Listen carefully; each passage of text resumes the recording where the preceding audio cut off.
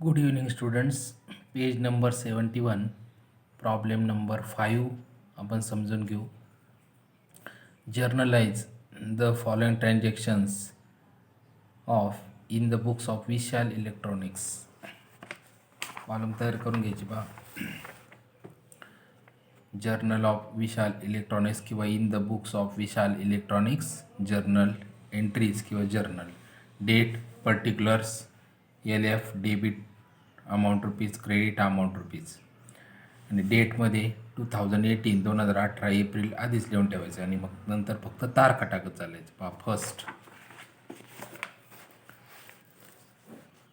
विशाल Cummins business. Cummins म्हणजे started सुरुवात करणे. Business with cash ₹90,000. विशालने व्यवसायाला सुरुवात केली. किती पैसे आणले? 90,000. And furniture ₹60,000. फर्निचरचे 60,000 आणि building ₹1,00,000. Debit what comes in. जे जे आणलं असेल त्याला डेबिट द्यायचं. पहा cash account debit 90,000, furniture account debit 60,000, building account debit 1,00,000. To capital account सगळ्यांची बेरीज करायची 2,50,000. Being started business with cash furniture and building झाली पहिली एंट्री. त्यानंतर 4 तारीख पहा 4 एप्रिलची. Purchase motor car from Honda company by cheque. Motor car खरेदी केली पहा ₹55,000 55,000 ॲट 18% GST 18% GST. अगोदर एंट्री करून घ्यायची. पहा debit what comes in. Motor car खरेदी केली. मोटर कार आपल्याकडे आली.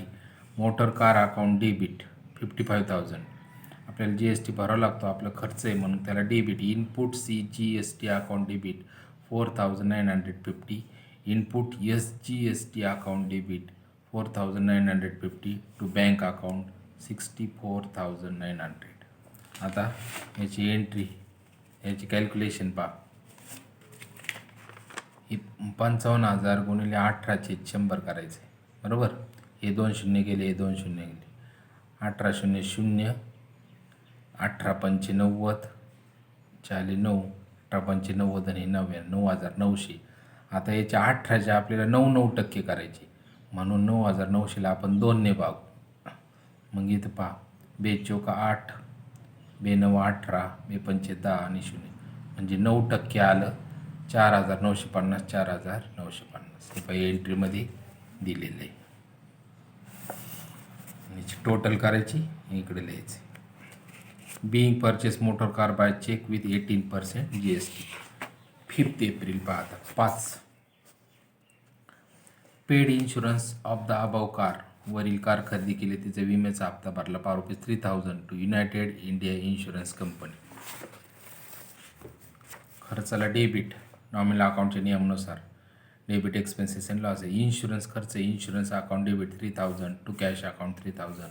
Being paid insurance premium of motor car. त्यानंतर 10 एप्रिल 10. Paid in to state bank of India ₹40,000. Debit the receiver. पैसे कोणाला मिळाले? बँकेला. आपल्याकडून कॅश गेली. Credit what goes out. पहा state bank of India account debit 40,000 to cash account 40,000. Being cash deposited into state bank of India. त्यानंतर number 12 April. Paid for salary ₹10,000 and rent ₹3,000. पगाराचा खर्च 10,000 आणि भाडं 3,000. नॉमिनल अकाउंटच्या नियमानुसार debit expenses and losses. Salary account debit 10,000, rent account debit 3,000. आपल्याकडून पैसे गेले. Credit what goes out to cash account 13,000 total केली. Being paid for rent and salary. त्यानंतर 15 तारीख.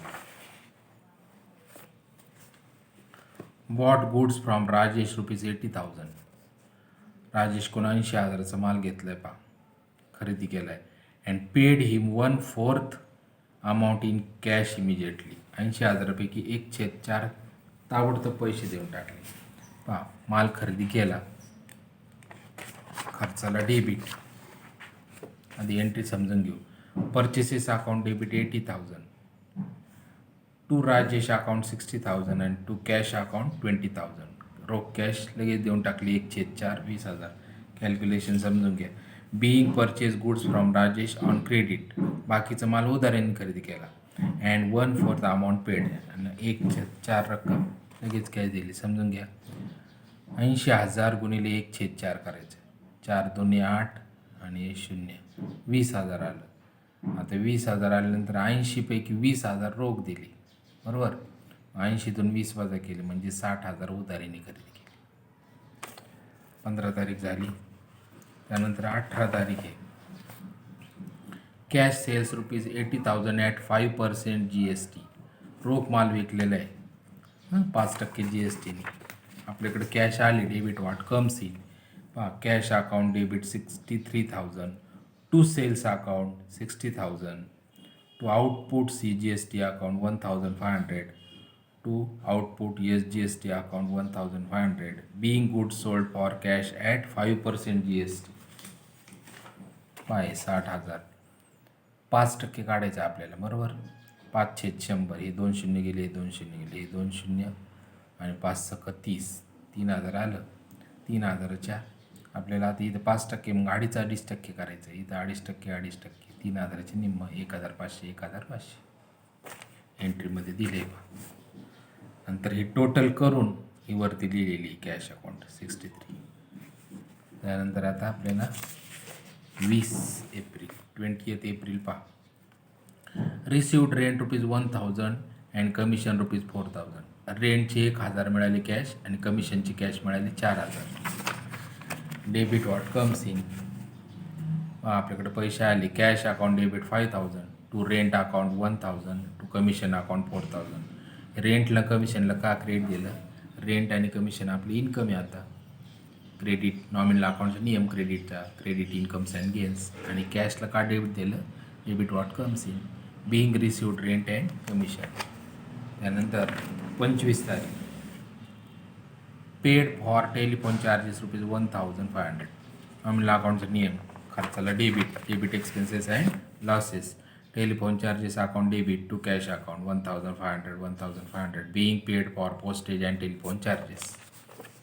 त्यानंतर 27 April. Invoice goods to Kareena. करीनाला माल पाठवला फॉर कॅश, रोख. तिला माल पाठवला कॅश म्हणजे आपण विकला. ₹75,000 ॲट 5% GST. 75,000 माल विकला म्हणजे आपल्याकडे कॅश आली. Debit what comes in. Cash account debit 78,750, to sales account 75,000, to output CGST account 1,875, to output SGST account 1,875, being goods sold for cash at 5% GST. 27 तारीख. 75,000 गुणिले 5/100 करायचं. हे 2 शून्य गेले, हे 2 शून्य गेले. 5 0 0, 5 5 25, चाले 2, 5 7 35 आणि 2 37. आता आपल्याला हे 5%चे 2.5% करायचे, बरोबर. मग याला 2ने भागलं का अर्धी रक्कम होईल. पहा, बे 1 बे, बे 8 16, त्यानंतर बे 7 14 आणि बे 5 18 75. एंट्रीमध्ये दाखवलेले. टोटल करायची क्रेडिटची आणि मग इथे लिहायचे 78,750. त्यानंतर आता 29. Sunita brought goods from us. सुनीताने आपल्याकडून माल घेतलेला आहे म्हणजेच आपण विकला. ₹45,000 ॲट 5% GST. उधारीने माल विकलेला आहे. पहा, debit the receiver. Sunita account debit 47,250, to sales account 45,000, to output CGST account 1,125, to output SGST account 1,125, being sold goods for Sunita on credit at 5% GST. 29 तारीख. पहा, 45,000चे 5/100 करायचे. हे 2 शून्य गेले, हे 2 शून्य गेले. 5 0 0, 5 5 25, आले 2, 5 चोक 20 आणि 2 22, 22.50. आता हे 5% 2.5% करायचं. मग याला 2ने भागलं. बे 1 बे, बे 1 बे, बे 2 4 आणि बे 5 11 25, 11 25. ही टोटल करायची क्रेडिटची. नंतर इथे लिहायचे 47,250. त्यानंतर लास्ट एंट्री आहे 30 एप्रिल, 30 एप्रिलची. Paid for printing ₹17,000 by debit card of SBI. प्रिंटिंगचा खर्च केला आहे 17,000 आणि पैसे डेबिट कार्डने दिले, म्हणजे बँक शब्द वापरायचा. हां, खर्चाला debit, printing account debit 17,000 to state bank of India account किंवा टू बँक अकाउंट लिहिलं तर 17,000. Being paid for stationery by debit card, printing and stationery म्हटले. टोटल घेऊन टाकायची 6,67,400, 6,67,400. अशा पद्धतीने 5 गणित आपण समजून घेतलं आहे.